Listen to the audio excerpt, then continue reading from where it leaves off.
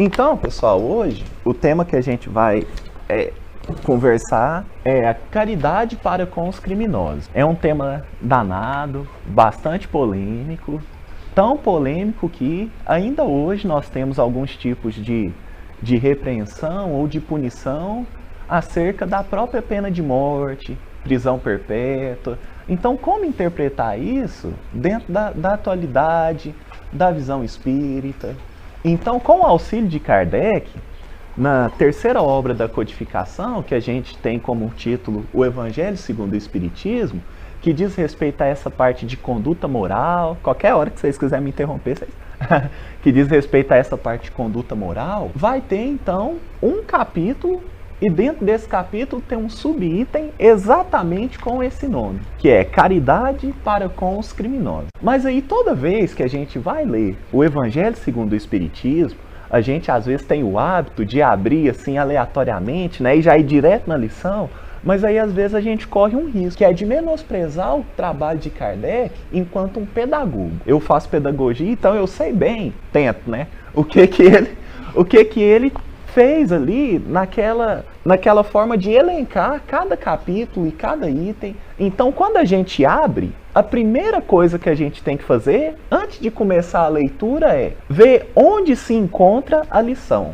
Qual o item que antecede, qual que se sucede, qual capítulo que antecede, qual que se sucede. Porque só da gente ver isso, você estabelece já uma linha cronológica onde você consegue encontrar riquíssimas lições. Então, um exemplo no dia de hoje. A gente tem caridade para com os criminosos e está contido no capítulo Amai ao próximo como a si mesmo, que é o capítulo 11. Só que o mais interessante é porque antes, no capítulo 10, tem Bem-aventurados aqueles que são misericordiosos. Olha como as coisas já vão se encadeando.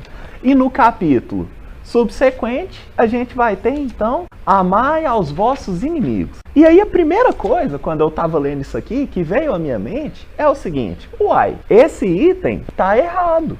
Esse item, caridade para com os criminosos. Por que que está no capítulo amai ao próximo como a si mesmo, e não no capítulo amai aos vossos inimigos? Não soa coerente? Porque se eu falo assim, caridade para com os criminosos, aí está no capítulo amar ao próximo como a si mesmo, por que que o caridade para com os criminosos não está no capítulo amai aos vossos inimigos? Então foi a primeira pergunta que veio à minha cabeça. E aí eu estou buscando resposta. Eu ainda não sei, mas eu tenho algumas sugestões. Primeiro, que a pessoa que é um criminoso ou uma criminosa, não necessariamente ela é o meu inimigo. Não necessariamente ela é o meu inimigo. Isso é uma das sugestões. A outra é que tem um exemplo. Vocês conhecem a Juscelina Maria da Silva? Eu não gosto dela de jeito nenhum. Ela chama Juscelina Maria da Silva. Vocês também não gostam dela, né? Vocês não gostam dela? Vocês não conhecem? Olha o detalhe sublime. Só dá para eu ser inimigo de alguém que eu conheço. Por isso que quando Jesus fala amai aos vossos inimigos, é o verbo, como que ele está flexionado? É uma afirmação. É quase que uma imposição. Amai aos vossos inimigos. Não tem escolha. Não tem escolha. Por quê? Porque todo aquele que eu pontuo como meu inimigo é porque eu o conheço. E se eu o conheço, é porque eu tive a oportunidade de amá-lo. Mas eu escolhi odiá-lo. Por isso que é diferente. Então aqui, caridade para com os criminosos, por que que está no amar ao próximo como a si mesmo? Porque não necessariamente eu conheço todos os criminosos. Então como que ele pode ser o meu inimigo? Por isso que está elencado, então, no capítulo amar ao próximo como a si mesmo. Mas vamos penetrar um pouquinho mais nessa questão. E aí a gente vai ter uma mensagem, então, de um espírito que é a Elizabeth de França. E aí ela vai comentar para nós no item 14. A gente vai ler ele pedaço por pedaço, porque nós vamos recorrer a outras ajudas. Porque somente aqui ainda é muito difícil para nós, no grau que estamos de imperfeição. Então começa o seguinte: a caridade verdadeira é um dos mais sublimes ensinamentos que Deus deu ao mundo. Deve existir entre os verdadeiros discípulos de sua doutrina uma fraternidade completa. Deveis amar os infelizes, os criminosos, como criaturas de Deus, as quais o perdão e a misericórdia serão concedidos se arrependerem, como a vós mesmos, pelas faltas que cometeis contra a sua lei. E aí ela continua. Pensai que sois mais repreensíveis, mais culpados que aqueles aos quais recusais o perdão e a comiseração, porque frequentemente eles não conhecem a Deus como conheceis, e lhes será pedido menos que a vós. Então a gente dá uma pausa, né, para gente se colocar. Mas o que ela está dizendo? Que a verdadeira caridade é um ensinamento mais profundo que Deus deu ao mundo. No seguinte sentido, mas não é o amor? Aí a gente tem a definição de caridade, que seria o amor ativo. Que eu posso amar todo mundo sentado no sofá lá de casa, tranquilo. Mas a caridade, não dá para mim fazer caridade sentado no sofá lá de casa. Eu influencio através de pensamentos, etc. A gente sabe tudo isso, mas não é o bastante. Então, quando coloca a caridade, seria a mesma coisa do amor. Ou então, como alguns expositores colocam, a outra face do amor, que é o amor em ação. Então, o amor que age é o maior ensinamento que nós temos nesse mundo. E aí tem um detalhe. Ela deve existir, essa verdadeira caridade, entre os discípulos da doutrina. E não somente isso, mas deve ter um caráter de fraternidade completa. E aí tem um pequeno detalhe, assim, né? Uma pequena peculiaridade que os olhares desatentos não conseguem perceber. No seguinte sentido, se eu falo fraternidade completa, o que eu estou querendo dizer? Que existe ou pode existir uma fraternidade que é incompleta.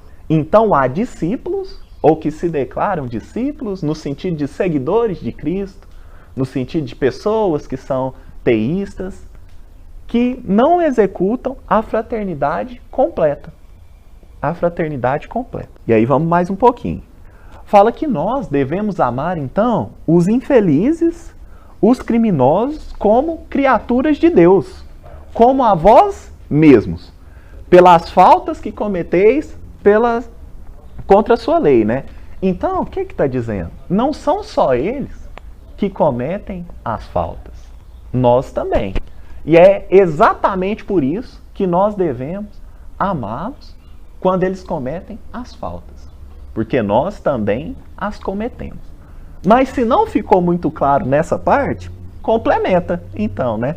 Fecha esse pequeno parágrafo, que fala o seguinte: a gente deve pensar sempre que nós somos mais repreensíveis que eles. Nós somos mais culpados que aqueles aos quais nós recusamos o perdão. Por quê? Porque frequentemente eles não conhecem a Deus como nós conhecemos. E lhes será pedido menos que nós, menos que a nós.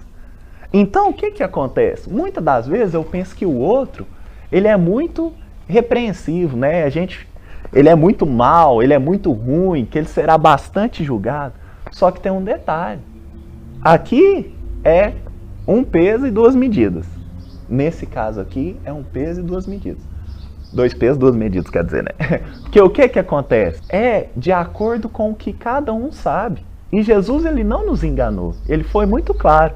Ele disse a cada um segundo as suas obras. E disse mais também. Ele disse que quanto mais lhe é dado, mais lhe será cobrado. Então, o que acontece? Se eu sei que aquilo que o outro faz é errado, eu já não posso fazer de jeito nenhum. Mas será que ele sabe que aquilo que ele faz é errado? Então, é de acordo com a nossa compreensão. É de acordo com a nossa capacidade de discernir. Porque o que é o livre-arbítrio, senão uma capacidade que nós temos de escolha? Mas aí, então, vamos mais um passo nessa reflexão. Aí ela continua. Não julgueis, não julgueis, meus caros amigos, porque o julgamento que fizerdes vos será aplicado mais severamente ainda, e tendes necessidade de indulgência para com os pecados que cometeis sem cessar. Ou seja, aquele tapinha na calor de pelico, né? Vamos com calma no julgamento, Porque da mesma forma que a gente julga, um dia eu precisarei da indulgência para com as minhas falhas, que eu as cometo sem cessar. Então não é um dia, não é um vacilo hoje. Não, foi só semana passada. Não. Quantas vezes a gente para e fala assim, não vou fazer isso nunca mais na minha vida. Aí passa um pouquinho, nossa, só eu de novo aqui, por que eu estou fazendo isso? Quantas vezes? Mas se não fosse o bastante, ela ainda vai mais profundo, que diz o seguinte, não sabeis que há ações que são crimes aos olhos de Deus de pureza e que o mundo não considera sequer como uma falta leve? Então, eu, Tiago, espírita, universitário, não bebo, vegetariano, tentando aí, né? Nossa, sou um homem de bem. Olha que maravilha. Mas o que ela está dizendo? Tem muitas faltas que nós cometemos que para os olhos da sociedade, os olhos humanos, sequer são meros deslizes. Então todo mundo fala, nossa, um exemplo de menino. Mas quem que está julgando? Qual o padrão? Qual o padrão? Mas para nos ajudar mais nessa reflexão, há uma frase de Emmanuel. Certa vez, Chico assim, estava um pouco angustiado, né? E aí ele foi e falou assim, Emmanuel, o que são criminosos? E aí o Emmanuel deu uma concentrada, né? E falou algo que é difícil de se ouvir, mas é necessário. E ele falou, Chico, criminoso é qualquer um de nós que foi descoberto. Qualquer um de nós que foi descoberto. E aí a gente lembra daquela saudosa piadinha, né? Quando você morrer, a sua vida vai ser passada num vídeo no YouTube. E aí todo mundo vai ver num telão no mundo espiritual. Todo mundo vai ver. Tá vendo isso aí que você tá fazendo errado? Quando você morrer, Deus vai mostrar para todo mundo. Aí dá uma agonia, né? Você pensa, isso é mentira. O que é isso, né? É mentira mesmo. Mas o que eu tô querendo dizer com isso? Ainda bem. Ainda bem. Mas o que eu tô querendo dizer com isso? Nós erramos. O crime nada mais é do que um erro. Só que o que acontece? Eu consigo esconder. Nossa, teve uma vez lá no supermercado, eu vi uma balinha assim, fora do saco, né? Aí foi, abri, comi, assim, joguei o papel. Só uma balinha, ninguém viu, a câmera não pegou, ninguém da minha família viu, tô tranquilo. Tô tranquilo. Mas não deixou de ser um crime. Aqui o Emmanuel não está pontuando a qualidade do criminoso. Ele está pontuando o que é um criminoso. Então ele fala que é qualquer um de nós que foi descoberto. No seguinte sentido, se alguém te acompanhasse 24 horas por dia, ia falar, essa pessoa é uma criminosa, pode prender. Ah, mas eu nem faço nada. Mas aí tem um detalhe. Jesus fala assim, certa vez, aquele que cobiçar a mulher do próximo em pensamento, esse já pecou. Aí tá danado. Porque às vezes eu não exteriorizo as coisas. Mas e o tanto de crime errado que eu faço através do pensamento? No seguinte sentido, certa vez, então, eu estava ao self-service e aí eu vi que era só a balança e aí você anotava o preço. Aí passou pela minha cabeça, eu não fiz não, mas passou pela minha cabeça. Nossa, se eu quisesse anotar o preço errado aqui do quilo, né? Facinho. E levava. Mas eu não fiz não, mas eu pensei. E o que quer dizer quando eu penso e não faço? Que eu só não faço porque há algum limitante social, emocional, é alguém, ou é a polícia, ou é alguém, qualquer pessoa, qualquer circunstância que está me impedindo de fazer. Mas não que eu não teria coragem de fazê-lo. Então, se eu pensei, é porque de alguma forma aquilo existe em mim. E já se materializou em alguma dimensão. Que é o que André Luiz vai bem nos falar quando ele vai, por exemplo, relatar dos dupletérios, das formas pensamento. Ou seja, as coisas que nós pensamos se manifestam em um outro plano. Ou seja, em algum lugar você deu o calote na moça do self-service. Ou seja, você errou. Você cometeu um crime. Então, para que a gente tenha cuidado, em estabelecer o que é um crime. O que é um crime? Você falou assim que tem algum limitante que faz com que a gente não realize aquela ação. Uhum. E no caso, esse limitante às vezes não pode ser nós mesmos, pelo fato de assim, a gente ficar um dilema dentro de nós mesmos. Eu quero fazer, eu tenho aquela oportunidade, mas eu não posso, não porque você falou, não, as pessoas, né? Mas às vezes não tem ninguém olhando. Então, às vezes vai ser você mesmo que pode ser também mais porque você colocou mais nas outras pessoas, né? Mas eu creio que nessa situação também, às vezes a gente não pratica a ação pelos nossos ideais, por tudo que é aquilo que a gente constituiu, né? E não pelo fato da sociedade achar feio ou bonito, mas a gente já vai cristalizando às vezes as coisas na nossa cabeça, né? Não sei o que aconteceu comigo esses dias, como você falou, eu fui num provador e no provador não tinha as fichinhas para as roupas. Então você entrava e saía, não tinha uma pessoa que ficava vigiando. Aí me passou a cabeça, nossa, vou pôr uma calça dentro da minha mochila. Aí depois eu o normal, gente. Mas não, peraí, né, assim. E não tinha ninguém na hora, sabe? Eu falei, não, ninguém vai ver, né? Eu falei, não vou fazer. Então a gente vai se freando, sabe? Sim. Thiago? E é exatamente essa questão, o freio. É essa palavra que ela vai utilizar aqui, daqui um parágrafo, o freio. Mas o que acontece? É certo que nós angariamos então a possibilidade de nos condicionar. Isso é fato, que é o que Paulo vai bem colocar da emblemática luta, né, do homem velho contra o homem novo, ou melhor, do homem novo contra o homem velho, porque o homem velho não quer nem lutar. Ele só tá lá e tá ocupando muito espaço. É o homem novo que fala, chega pra lá, deixa eu fazer diferente, deixa eu tentar diferente. Mas ainda assim, ele só conseguiu chegar a esse esclarecimento por meio de alguém, por meio de algo. Porque o que acontece? O real, o ideal seria nós mesmos irmos corrigindo as nossas falhas através da nossa consciência.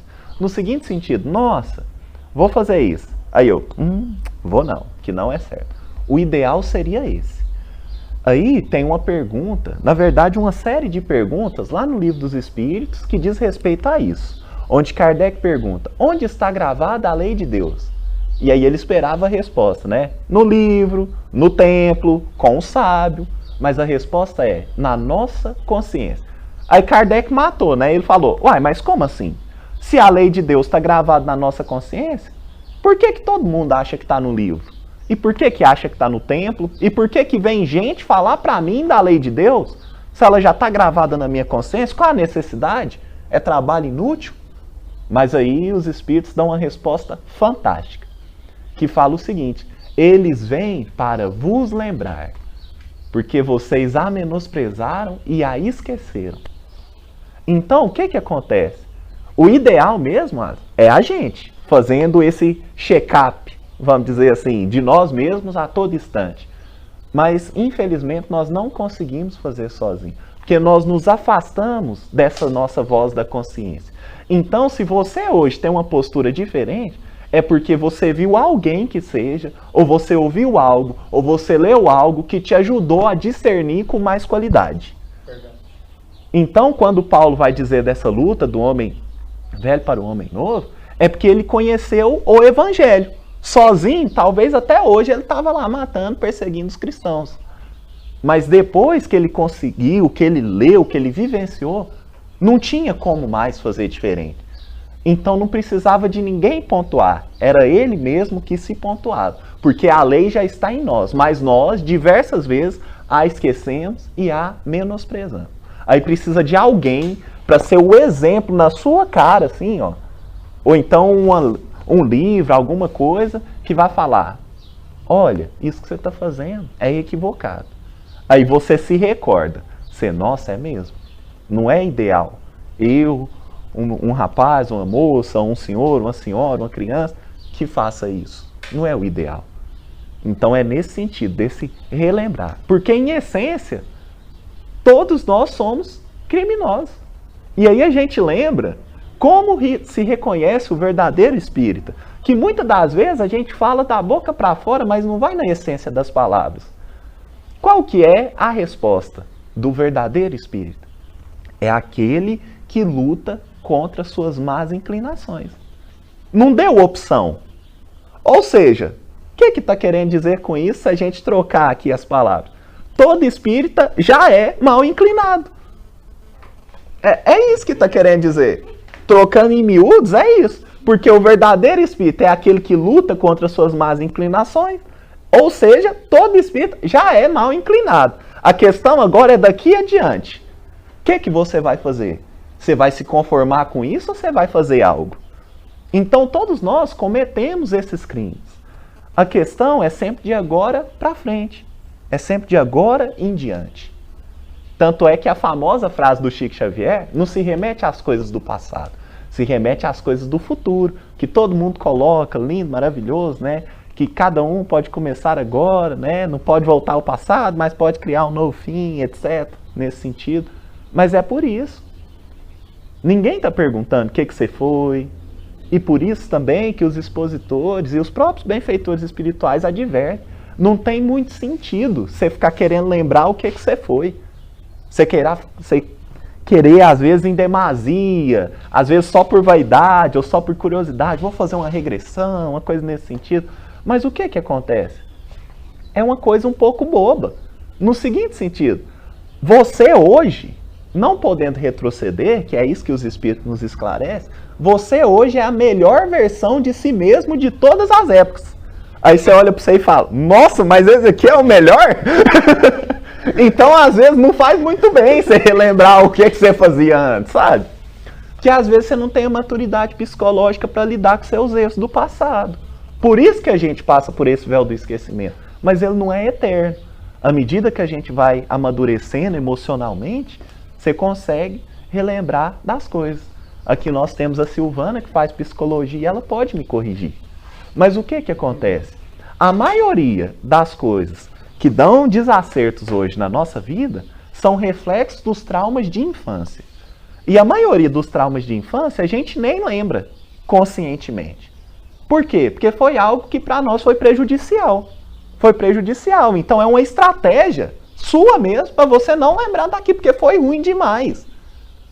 Foi ruim demais. Agora pensa, se nós hoje, com essa maturidade que a gente tem de mundo de provas e expiações, não conseguimos lidar com os traumas dessa mesma existência, quiçá de uma outra, quiçá de uma outra, ou de 10 outras, ou de 100 outras.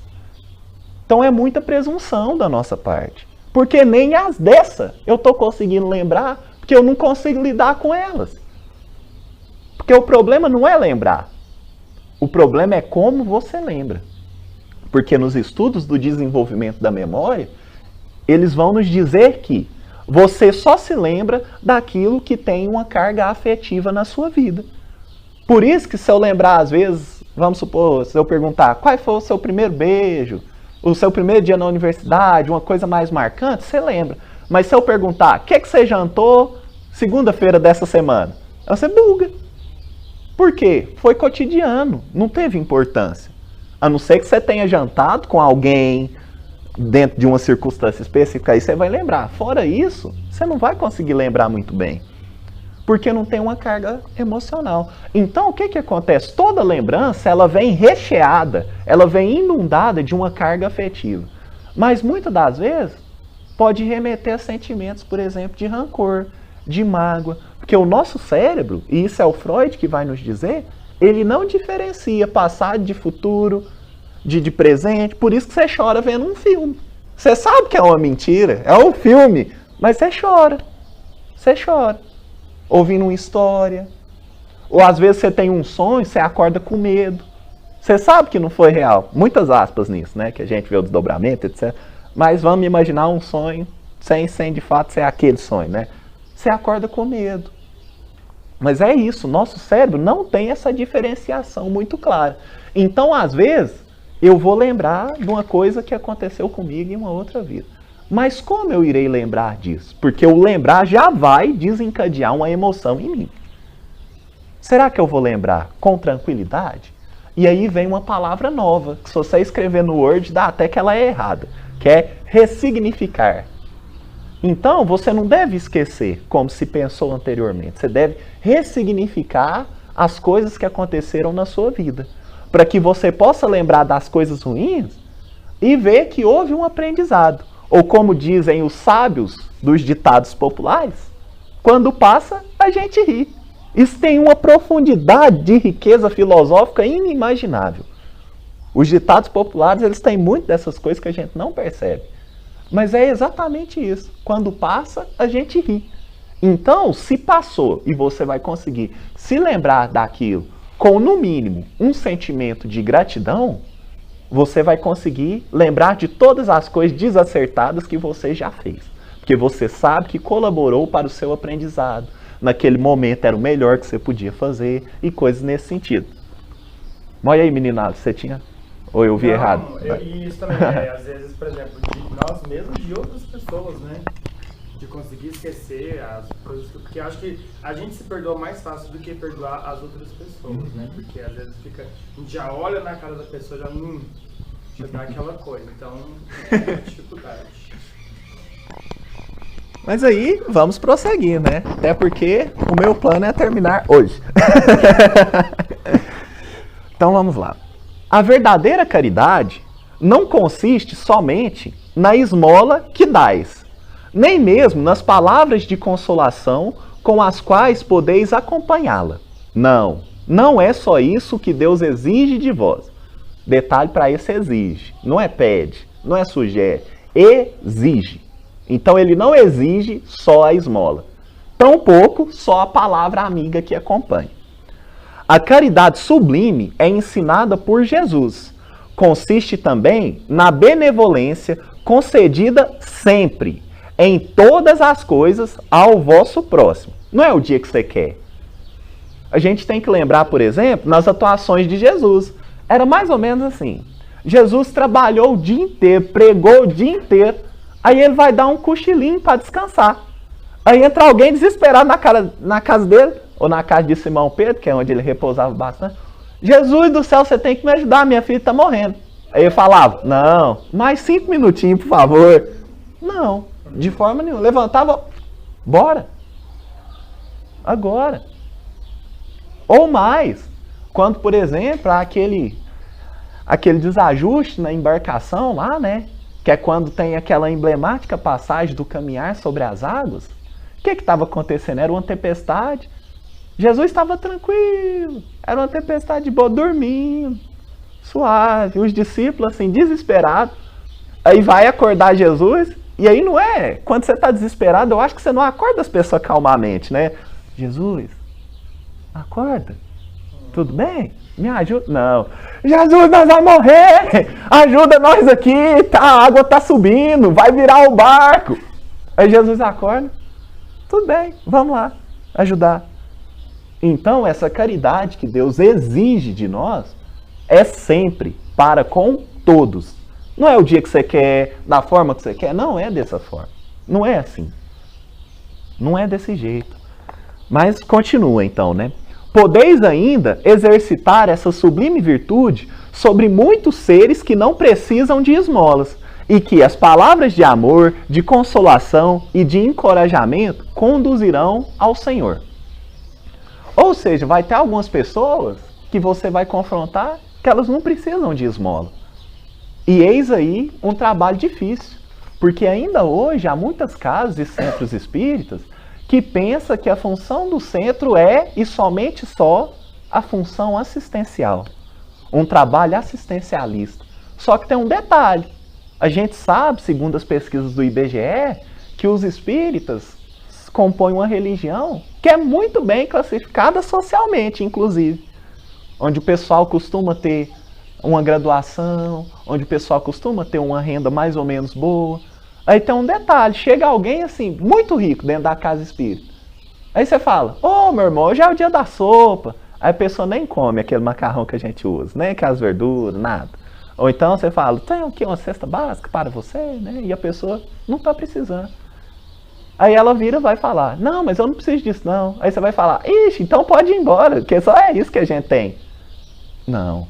A colaboração do Espiritismo, antes de tudo, é com o esclarecimento, com as palavras de amor, de afeto. O que leva o Chico Xavier a dizer que nós precisamos de Jesus mais do que de pão. Porque pão, qualquer um pode dar. Agora, Jesus não é qualquer pessoa que pode dar. Porque tem um detalhe. Para você dar Jesus, entre aspas, né? você tem que exemplificar. Você tem que exemplificar aquela ação, aquele sentimento. O pão não, você compra na padaria. Mas eu ainda não achei um lugar que faz Jesus, aí você compra e dá para as pessoas. Não tem. Eles tentaram. Inclusive você pode achar hoje, no supermercado, numas lojas religiosas. Eles tentaram fazer Jesus e dar para as outras pessoas. Mas não funcionou. E não funciona até hoje. Não funciona até hoje. Então nós precisamos de Jesus, dessa exemplificação do sentimento do amor, mais do que de pão. E quando fala pão, não é porque podia ser mais do que de carro, ou mais do que de... Não, mais do que de pão, porque pão é uma necessidade física. Você pode comer 40 pão hoje, 100 pão hoje. Vai dar amanhã, você vai estar com fome. Ou então, 2 dias você vai estar com fome. Você vai precisar de pão de novo. Então é uma sede, uma fome insaciável. Ou seja, a gente precisa de Jesus mais do que de pão. Ou seja, mais do que todo dia. Mais do que todo dia. E é exatamente nesse sentido que a gente deve oferecer essa palavra amiga. Parece que eu estou fazendo rodeios, mas não é tanto assim. Vamos prosseguir. Se alguém quiser comentar alguma coisa também. Os tempos estão próximos. Digo ainda, em que a fraternidade reinará nesse globo. A lei do Cristo é a que regerá os homens e só ela é o freio e a esperança. Então a lei do Cristo é o freio. Mas tem um detalhe. Para que você usa um freio? Quem dirige, quem anda de bicicleta? Quanto você usa o freio, Alisson? Ladeira. Mais profundo do que isso. O que a ladeira exerce sobre você na sua bicicleta? Situações, vamos dizer assim, às vezes desregradas, né? Quando você está já sem limite. De descontrole. De descontrole. Ou seja, se nós precisamos de freio, o que quer dizer também, trocando em miúdo? Que nós estamos descontrolados. E não é a música. Não é a música. Então, o que acontece? Nós estamos descontrolados perante as nossas ações no mundo. No sentido de estarmos sem referência. Então, por que eu freio quando eu estou andando de moto, de carro, de bicicleta? Porque eu estou numa aceleração que não é a ideal dentro daquela via, dentro daquela circunstância.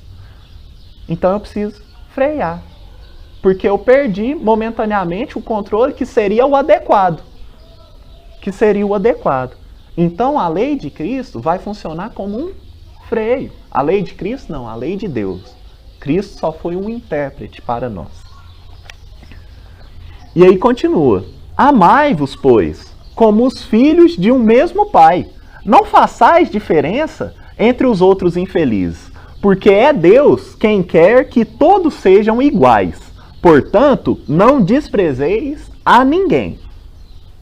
Então eu tenho uma novidade para vocês.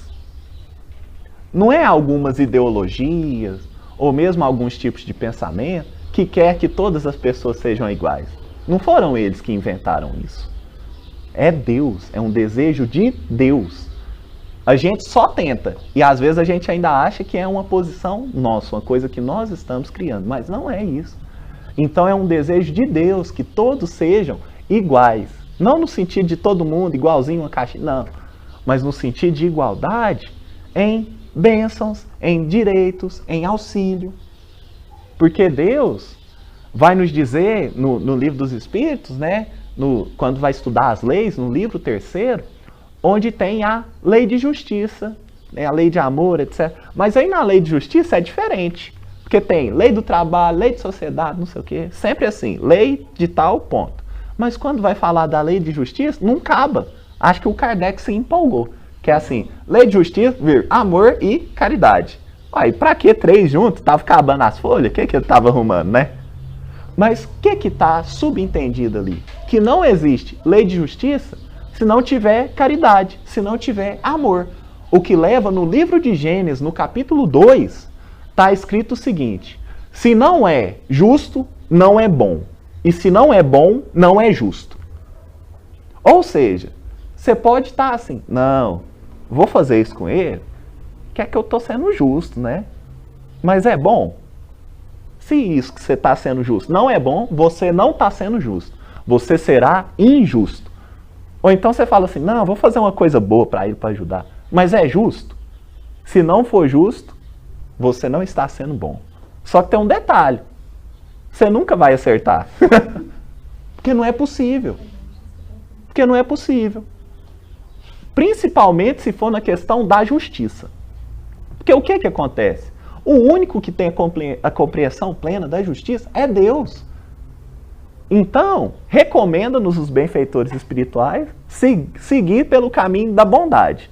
Porque você sendo bom, no máximo que você dá conta, ainda não é o melhor. Ainda está imperfeito. Mas já é o mais próximo da justiça que você consegue exercer.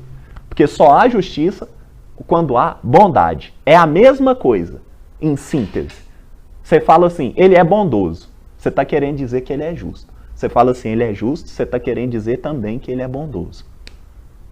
Então, optemos pelo caminho do amor, da bondade. Porque se eu for querer ser juiz, eu tenho que ter um domínio das leis. Mas, quando fala assim, é as leis do Tiago ou é as leis de Deus? É as leis de Deus, então eu não tenho domínio sobre elas. Então não tem como eu ser o juiz. Não tem como, não tem sentido. Então, para que a gente fique atento, onde quando questionado, na questão 634, eu acho, quando vai falar qual a questão do limite, o bem, né? O quanto fazer o bem? E aí os espíritos respondem, fazer o bem até o limite das suas forças. Então, não tem parâmetro. Não tem parâmetro. Cada um faz o bem no limite das suas forças. Só que o meu limite é diferente do Luiz. Aí o Luiz não é bom por isso? Depende. Ele está no limite das forças dele? Porque às vezes o meu potencial é até 10. Eu faço 3. O potencial do Luiz é até 4. Ele faz 2. Ele está melhor do que eu. Muito melhor do que eu, porque ele já faz 50%, eu faço só 30%. Mas o que acontece? Eu vou virar e vou falar, que isso, Luiz? Você está de brincadeira? Você faz só 2. Eu faço 3. Achando que eu estou por cima. Então, para que a gente tome cuidado. Tome cuidado. E aí, continuando. Deus permite, falar de novo, Deus permite que grandes criminosos estejam entre vós, a fim de que vos sirvam de ensinamento. Mais uma vez, que vos sirvam de ensinamento. Ou seja, nossa, Deus esqueceu da gente, o mundo vai acabar, os criminosos estão dominando, é tudo, nossa. Como se Deus tivesse cochilado. Porque tem um detalhe, tem algumas coisas que a gente fala que são os atributos básicos de Deus, para que ele seja Deus. Inclusive é o capítulo 1 do Livro dos Espíritos, onde um desses atributos é a potencialidade de todas as forças, né, que é a onipotência. Outro é a onipresença e outro é a onisciência. Ou seja, você pode ferir um, mas mesmo você ferindo um, ainda tem outro. Como, por exemplo, nossa, esse lugar aqui não é de Deus. Quantas vezes a gente disse isso? Você está ferindo já um princípio básico, porque Deus é onipresente. Então não existe lugar que não é de Deus. Que a gente consiga abolir isso das nossas palavras. Mas vamos supor que você feriu só esse princípio. Mas tem um outro detalhe. Deus é onisciente, então ele sabe que tem um lugar que não está tão certo assim. E aí tem um outro. Deus é onipotente, então ele pode fazer tudo. E ele sabe de tudo. Por que ele está deixando? Eis a pergunta. Eis a pergunta. Então você fala, já sei, só tem uma alternativa. Eu falo assim, essa situação é injusta. Que é a mesma coisa de dizer assim, Deus cochilou. Porque ele pode tudo, ele sabe tudo. Só pode ter acontecido uma coisa. Nesse momento ele estava cochilando. Aí aconteceu isso aí que você está vendo. Foi isso que aconteceu. A única explicação possível. Mas aí eu tenho um detalhe. Deus não dorme. Agora ferrou, lascou. Ou seja, ainda essas coisas danadas que acontecem entre nós, Deus permite que grandes criminosos estejam entre vós, a fim de que vos sirvam de ensinamento. Mas se não ficou tão claro, ela complementa. Logo, quando os homens forem conduzidos às verdadeiras leis de Deus, não haverá mais necessidade desses ensinamentos, e todos os espíritos impuros e revoltados serão dispersados nos mundos inferiores de acordo com as suas tendências. na seguinte reflexão: se há um criminoso, é porque você ainda precisa aprender com ele. Mudando as palavras, se tem um criminoso, também a culpa é sua. Também a culpa é sua. Porque você necessita de um professor. E só tem ele que dá aquela disciplina. E você precisa formar. Não tem escolha. Não tem escolha. E ele está ali te ajudando. Porque ele podia não te ensinar. Mas ele está ali. Ou seja, se tem um criminoso, não é que teve um erro. Não. É porque você precisa aprender. Se você não precisasse, na sua escola não teria criminoso. Sinto lhe informar. Sinto lhe informar. Porque a partir do momento que eu não preciso de algo, sendo Deus o melhor professor e pedagogo existente no universo, para que eu vou ensinar uma coisa que o aluno já sabe? Bobeira nossa, né? Nem os professores mais bobos de todos faz isso. Por que Deus faria? Por que Deus faria? O que leva Paulo a nos dizer em uma de suas cartas, que é uma coisa muito engraçada, mas ele fala assim: devo a gregos e troianos, devo aos gentios e aos judeus, devo aos cultos e aos ignorantes. E aí você fala, tô entendendo não, ué. Mesma coisa você falar assim, devo a minha mãe que me ajudou, me criou, e o menino que me bateu na escola. Aí você fala, what? Tá dando meio errado, né? Agradeça ao meu professor que foi meu amigo, me ajudou, me orientou, e aquele que me deu o pau por querer. Aí você fala, uai, mas esse agradecimento tá muito estranho, né? Só que tem um detalhe. Vamos imaginar que eu quero conquistar a virtude da paciência. E aí perto de mim só tem as pessoas calmas, as pessoas pacientes. Como que eu vou melhorar a minha paciência se todo mundo que está do meu lado é paciente? Ou seja, se eu quero aprender da virtude da paciência, simples. Vou pôr você num lugar que o negócio pega fogo. Porque aí você vai poder aprender. Aí você vai poder aprender. Como que eu vou aprender a persistência se eu estou num lugar que as pessoas só me estimulam? Não, eu vou para um lugar que todo mundo vai pôr o dedo na minha cara e vai dizer, você não vai conseguir. Você não vai dar conta. É assim que treina. É assim que treina. Porque tem um detalhe. A gente acha que espírito superior, e aí é uma herança daquele pensamento de céu e inferno, que o espírito superior vai evoluir, evoluir, evoluir, para ficar sem descansar, sentado na nuvem. É uma herança ainda desse pensamento arcaico, onde o espírito superior, o que ele mais quer é trabalho. O que ele mais quer é trabalho. Para a gente só ter um comparativo, um parâmetro, quando eu vou saber se a Terra é o mundo dos felizes? Quando as pessoas falam assim, nossa, graças a Deus, hoje é segunda-feira, vou trabalhar assim, estava ansiando, esse domingo não acabava depressa, final de semana grande desse jeito, meu Deus do céu, tá doidinho para segunda, que eu gosto demais de trabalhar. Porque eu sei que o trabalho edifica o homem. O trabalho edifica o homem. Então a gente percebe que a gente está um pouco distante. Que a gente está um pouco distante. Aí aqui, vamos mais, né? Que eu falei lá de Paulo. Por que ele faz esse agradecimento? Porque essas pessoas foram os professores dele. Ou seja, vai chegar um tempo que você vai agradecer todas as pessoas que foram mal criadas com você. Porque se não fosse elas, você não teria conquistado as virtudes da paciência, da resiliência, da calmaria, da mansuetude. E você precisa delas. E aí a gente pode ir para o top 8, que é o Sermão da Montanha. Top 8 para ser o Espírito Superior. É o Sermão da Montanha, passo a passo. Jesus vai falando assim, ó. E um desses passos é para que a gente seja manso. Para que tenhamos a virtude da mansuetude. Bem-aventurados os que são mansos e pacientes. Ou seja, você precisa aprender. Faz parte da grade horária lá do seu curso de Espírito Superior. Mas os professores que dão essa disciplina tem que ser os que sabem cobrar. E os que vai cobrar a mansuetude, a paciência, a calmaria, é só aqueles que te exigem no seu máximo. Então aquele discurso de que, nossa, hoje eu fui no meu limite, amanhã eu não vou dar conta. Não é um discurso de um bom aluno. Hoje eu fui até aqui, então amanhã eu aguento ele falando mais um minuto a mais na minha cabeça. Essa é a postura. Essa é a postura. Essa é a postura. E aí, uma última coisa, antes da gente terminar esse parágrafo. Se você não entendeu nada do estudo até agora, grava só esse momento. Grava só esse momento, por favor. Que é um comentário de Emmanuel a respeito do Evangelho, que está lá no livro Ceifa de Luz, capítulo 2, onde ele vai comentar o capítulo 18 de Mateus, versículo 22, onde Jesus diz o seguinte: não te digo que até 7, mas até 70 vezes 7.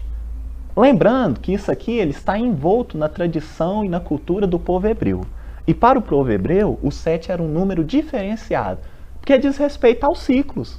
Por isso que a semana é 7 dias, de cada 7 em 7 anos a gente muda de fase, até 7 crianças, mais 7 adolescentes, mais 7 adultos, que é 7, 14, 21, etc. Então, o número 7 era muito bem respeitado dentro da cultura do povo hebreu. E aí o que acontece? Quando ele fala, não só 70, mas, não só 7, mas 7 vezes 70 vezes 7, enfim, buguei. Mas as 70 vezes 7 não era somente por essa questão do 490. Que aí você fala assim, não, mas aí hoje estourou a sua cota, né, meu amigo? Hoje foi a 400, não sei nem o número, né? Mas enfim, foi 490 vezes que você me ofendeu. Hoje acabou. Então agora você vai falar mal de mim, eu vou te dar um soco. Porque acabou a sua chance. Acabou. Mas não é isso. É porque ele se remete aqui àquela punição que foi feita a Lameque. A Lameque, que ele seria punido 70 vezes 7. E aí tem um detalhe. Esse 70 vezes 7 diz respeito ao infinito do perdão. Então Emmanuel vai comentar exatamente essa lição. E aí ele intitula desculpar. Podia ter intitulado perdoar. Mas por que ele intitulou desculpar? Sendo Emmanuel uma pessoa que já começa ensinando desde os títulos. O que é desculpar na sua essência? Você coloca o prefixo des, junta com o culpar, né? Então é tirar a culpa. Tirar a culpa. E aí eu vou ler só o primeiro parágrafo, que já é o bastante. Curtinho, 2 linhas. Só para a gente mudar a reflexão de tudo que a gente pensa acerca dos criminosos. Que ele fala assim: atende ao dever da desculpa infatigável diante todas as vítimas do mal, para que a vitória do bem não se faça tardia. Menino do céu, Emmanuel, como diz o Haroldo Dutra, é como se fosse aquela polpa de suco, né? Concentrado. Aí você põe um pouquinho, dilui 2 litros de água. Dá bastante. Só essas 2 frasinhas. Olha o tanto de coisa que a gente vai tirar. Atende ao dever da desculpa. Não é um pedido. Não é uma caridade. Não é nada. É um dever. Você desculpar o outro. Em que sentido? Você tirar a culpa do outro das coisas que acontecem na nossa vida. Novamente, com o auxílio da psicologia, qualquer psicólogo vai te dizer que não existe nenhuma pessoa no mundo que é responsável pelo seu fracasso pessoal. Eu sou infeliz por causa do fulano. Não existe isso. Não existe isso. Você saiu da minha vida, acabou com ela. É culpa sua. Não existe isso. As pessoas podem influenciar, sim, na nossa vida. Muito. Mas sempre, no máximo, 49,9%. 50,1 é sempre você. Sempre a sua escolha. Sempre o seu querer. A sua vontade. Então, desculpar é um dever. É um dever. Porque o outro nunca é 100% causa da sua infelicidade. Não é um pedido. É um dever. Que é tirar a culpa do outro. Das coisas que acontecem na sua vida. Atende ao dever da desculpa infatigável. Ou seja, que não se cansa. Não se cansa. Diante todas... E aí agora, um enfoque aqui, meus amigos. Todas as vítimas do mal. Eu vou falar mais 2 vezes para ficar fixo. Vítimas do mal. Vítimas do mal. Durante todo o nosso percurso terreno, nos ensinam que as pessoas que exercem as coisas erradas estão na vantagem. É isso que todo mundo fala. Ah, mas vida boa mesmo é de fulano de tal, que faz isso e outro, esse. Muito fácil a vida dele. Queria eu ser ele, queria eu fazer as coisas que ele faz. Quantas e quantas vezes a gente fala isso? Mas o Emmanuel faz assim com os nossos conceitos. Ó, de cabeça para baixo. Tudo que vocês estão falando está equivocado. Não existe vantagem no mal. Muito pelo contrário. Aqueles que exercem o mal não são donos do mal, que tiram vantagem do mal. Eles são as vítimas do mal. As vítimas do mal. Ou seja, ele nem tem consciência da encrenca que ele está se metendo. Então ele não está tirando vantagem nenhuma. Então você não precisa ter um sentimento de inveja no seguinte sentido.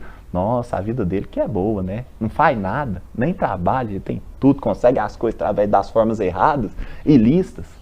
Não é esse sentimento que a gente precisa ter. A gente tem que ter um sentimento. O que você faz com uma pessoa que é vítima? Ou melhor, vamos inverter aqui, pegar um outro exemplo. Eu tenho uma pessoa que ela é viciada em alguma coisa. Aí a gente pode tratar ela como um criminoso. Lembra do início do estudo? Que é caridade para com os criminosos? Eu posso tratar uma pessoa que é dependente de cocaína como um criminoso. Eu estou ajudando ela? Se alguém ficou com dúvida, as novas pesquisas da psicologia, até mesmo na neurociência, vêm nos esclarecer. Não. A gente não está ajudando. Prender ajuda? Não. Porque ela não é uma criminosa. Ela é um doente. Ela é um doente. Ou seja, as pessoas que praticam o mal não necessariamente são criminosas, mas são doentes. Vítimas de qual doença? O mal. O mal. E como que eu ajudo um doente? É falando assim, nossa, você tem que morrer mesmo. Quem mandou você ir para essa doença? Ou então falando assim, você faz tudo errado, você não presta. É isso? Quando você tiver algum parente próximo, algum familiar próximo, e ele estiver ardendo em febre, e ele falar assim, ô fulano, me leva no médico, aí você vira assim pra ele. Não, mas você tá com febre porque você quis. Você tá com febre porque você quis. Agora você tem que morrer para aprender a não ficar com febre. Então quando o Emmanuel fala que é para atender, para desculpar, tirar a culpa daqueles que na verdade são vítimas do mal. Eles não são os donos, não têm poder nenhum em fazer mal, muito pelo contrário, porque eles não têm consciência dos resgates dolorosos que os esperam. E aí ele complementa. Toda vez que a gente não atende ao dever da desculpa infatigável diante de todas as vítimas do mal, eu estou colaborando para que a vitória do bem seja tardia. Para que a vitória do bem seja tardia. No seguinte sentido, tem algumas coisas que já não era para a gente estar passando. Que já era para o bem ter vencido. Mas ele não venceu porque eu não vejo as pessoas que praticam o mal como vítimas do mal. Eu vejo elas como detentoras de poder, pessoas privilegiadas. Mas aí vai ao contrário de tudo que a gente aprende no espiritismo, no próprio cristianismo. Que o espiritismo nada mais é do que o cristianismo redivivo. Então você falar que aquela pessoa que faz o mal tira vantagem, é você pegar tudo que Jesus ensinou, embolar e jogar no lixo. E quantas vezes a gente reproduz esse discurso raso? De falar assim, vida boa é de fulano, que não faz nada. Quantas vezes? Então, o que acontece? Toda vez que eu faço isso, eu estou colaborando para que a vitória do mal, para que a vitória do bem, tarde, se adie. Ou seja, não era para estar acontecendo isso hoje, mas eu não estou colaborando. Então eu já podia viver momentos mais felizes hoje, mas eu não quis. Então não tem culpado para além de mim, porque já podia. É mais ou menos assim, você está com fome, a comida já está na mesa, já está pronta, já está lá, mas você está com preguiça de levantar da sua cama. Aí você fala, meu Deus do céu, que castigo, eu estou com fome. Não é que não tem comida, não é que não tem possibilidade, não é que não tem o que fazer. É porque você está com preguiça, você está com falta de vontade de agir. Então é isso. Já tem coisas a se fazer, mas você não quer. E aí você fala, é culpa de fulano. Eu tô com fome porque é culpa de alguém que não traz o prato aqui na minha cama para eu comer. É isso. Vou ler só esse trecho, só que era.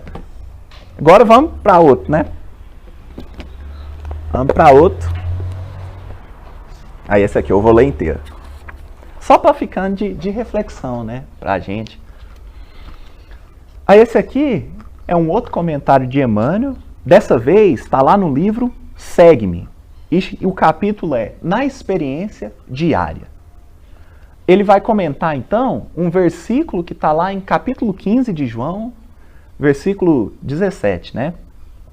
Essas coisas ordeno a vós, que vos amei uns aos outros. E aí o título é Na Experiência Diária, ou então no cotidiano, ou então no dia a dia, ou então todo dia.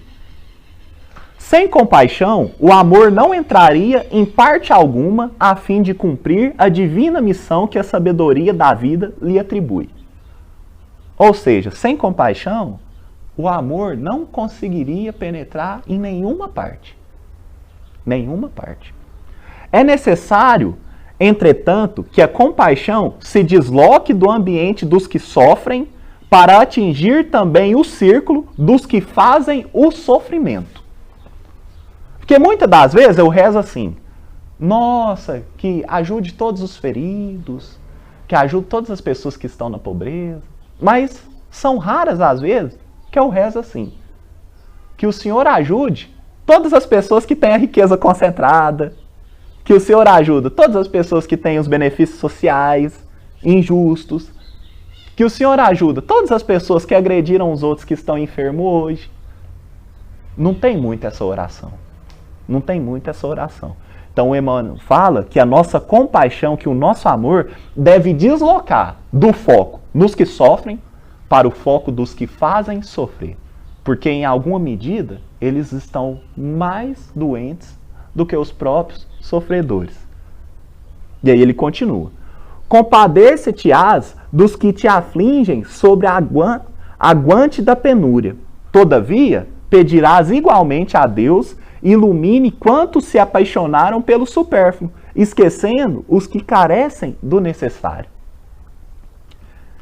Estenderás socorredoras mãos aos que tombam sobre os golpes da delinquência. No entanto, solicitarás a misericórdia dos céus a benefício dos que promovem o crime, desconhecendo quanto lhes custará em aflições e lágrimas a noite de reparação a que se largaram desprevenidos. Então, para que a gente reze também para os que fazem o sofrer, para os que produzem a dor, porque eles não sabem as noites que os esperam de aflições e lágrimas. Eles não têm nem consciência disso. Eles não têm nem consciência disso. Auxiliarás os espoliados que se viram desvalidos pela agressão moral de que foram vítimas. Contudo, exorarás o amparo do Senhor para quantos lhe armarem as ciladas de angústia, ignorando que se articulam armadilhas de expiação contra si próprios. Contra si próprios. Enxugarás o pranto de todos os que choram sobre a provação de todas as procedências, mas não te esquecerás de orar em auxílio dos que te estabelecem o desequilíbrio dos outros, porquanto eles todos acabarão reconhecendo que unicamente acumularam perturbação e conflito em desfavor deles mesmos. Então as pessoas que estão praticando as coisas desajustadas, elas não têm consciência do que estão fazendo. E isso quem fala não é Emmanuel, tampouco eu. Isso quem fala é Jesus. Onde, nesse momento que a gente está vivendo, de pré-Páscoa, ele disse uma frase que é fenomenal. Que é assim: Pai, perdoa-lhes. Eles não sabem o que fazem. Eles não sabem o que fazem. E a gente, quando faz o mal, não sabe o que está fazendo. E olha que a gente estuda. Agora, que dirá de um criminoso, entre aspas? Vamos mais, né? Em qualquer circunstância difícil, compadece-te e serve sempre, recordando que todos somos espíritos eternos, que colheremos inevitavelmente os resultados de nossas próprias obras e de que apenas o bem dissolve o mal. Tanto quanto a treva, tão só se extingue ante as bênçãos de luz. E aí, eis a forma que a gente quer combater o mal, combater a criminalidade. Mais simples. A criminalidade é violenta? Vamos violentar a criminalidade. Mas o Emmanuel está nos dizendo, não, meu amigo, você está muito errado.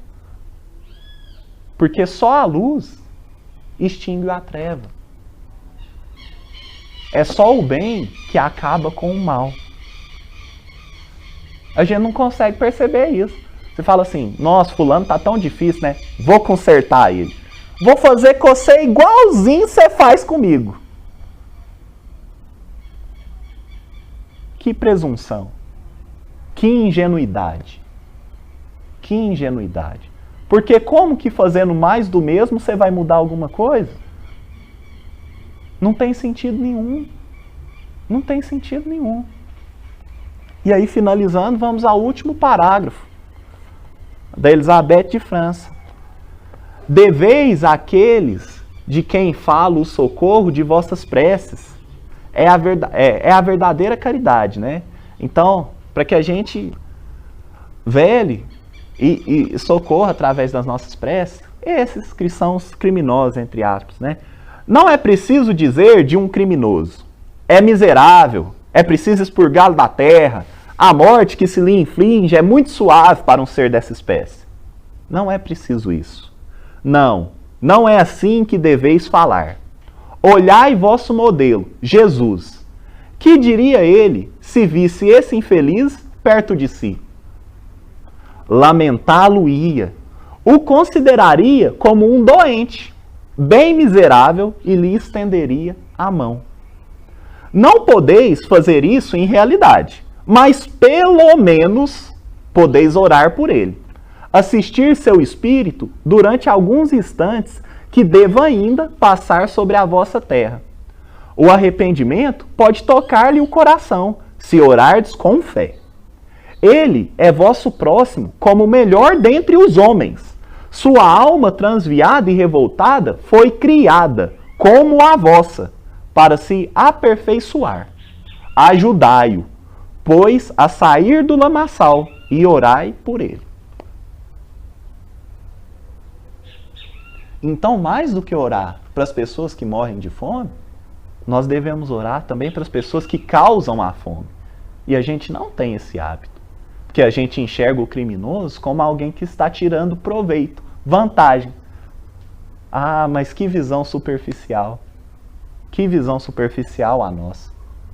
Onde o que o espiritismo mais faz é combater o materialismo.